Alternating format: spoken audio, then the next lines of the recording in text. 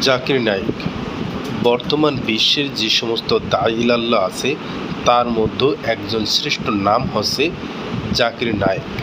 Doctor Zakir Naik তিনি একজন পেশায় এমবিবিএস ডাক্তার, কিন্তু ধর্মজ্ঞানে তিনি পাণ্ডিত্য অর্জন করেছেন অসীম। তার পাণ্ডিত্য মানুষকে মুগ্ধ করে দেয়।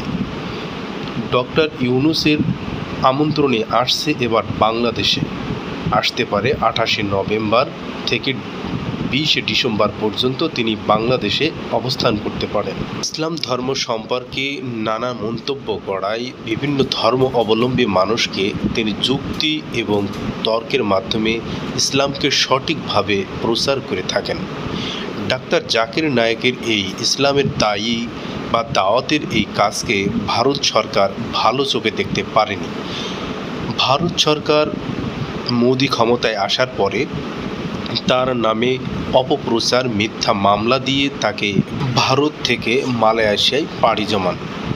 তার কাছে ইসলাম সম্পর্কে প্রশ্ন করে টিকে থাকবে এমন কোনো পণ্ডিত বিশ্বের বুকে আর দ্বিতীয়টি নেই। ইসলাম সম্পর্কে তিনি এমন জ্ঞান অর্জন করেছেন যা বর্তমান বিশ্বে বিরল। তবে বাংলাদেশ সফরকে ঘিরে শুরু হয়েছে নানা তর্ক বিতর্ক।